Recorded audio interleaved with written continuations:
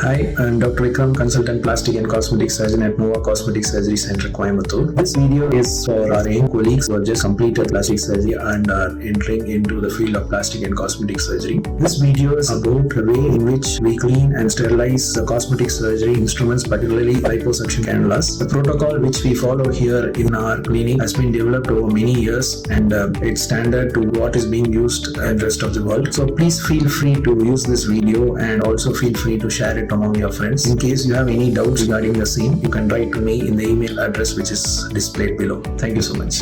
Cleaning of liposuction cannulas, something which we all need to know. First, we start with a thorough inspection of all the instruments. Under magnification, under proper light, here we look for any rusting, any damage, any defects, and all the cannulas are thoroughly inspected for the same. Next step, what we do is we use very small endoscopic brushes, and these are passed through the cannulas, and we check for any deposits or rusting, and it is also passed through the other parts of the cannula, and we look under magnification and light to check for any deposits. So we have different sizes of brush for the same, and the same brush we also use for cleaning of the cannulas. So the cleaning process, usually we use a mixture of detergent solution along with the enzymatic solution, and the instruments are cleaned thoroughly, particularly the cannulas cleaned thoroughly. So this is how it is cleaned. First we use a good brush. So each time a new brush is taken, so we do a thorough scrubbing of the instruments, and then also we clean all the small crevices with a small brush, so that if there is any deposits of fat or blood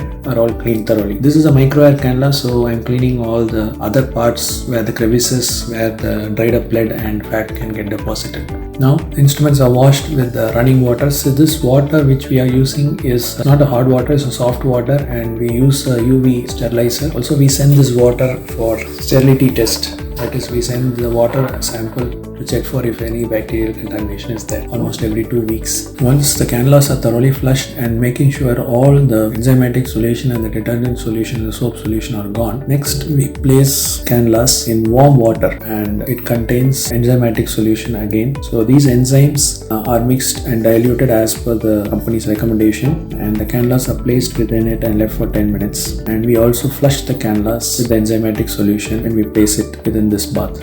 And the next step is, again, we use ultrasonic bath for all our cannulas, and we use an enzymatic solution which is diluted, and this is placed in the ultrasonic bath which contains warm water, and it is left for 10 minutes. We do 3 cycles of 3 minutes and 1 cycle of 1 minute. After that, the cannulas are taken and again washed with running water, so that all the enzymatic solution are removed from the cannulas. We use RO water again to flush the cannulas, so that it is completely clean and there is no residual strain of enzymatic solution or any other detergent solution. Next, we remove the excess water from the cannulas and they are left to air dry. We were using compressed air to clean these cannulas, but then I found that there was possibility of specks of oil from the compressor pump going into the cannula, so we don't use this. We just leave to air dry. Similarly, the trays are also clean and the silicone mats are also clean, and after that, once it's completely dry, once the tray is set up, then we place indicators. So these are the class 5 and 6 indicators. So these are placed in all our instrument trays. So after that, it is double wrapped in a SMS sheet, which is what is recommended for autoclave. So we double wrap it, and then we also use an indicator sticker on top. This will also have the label which will show you the date of autoclave and the person who has done the autoclave, and then it's all loaded into an autoclave and the autoclave process is started.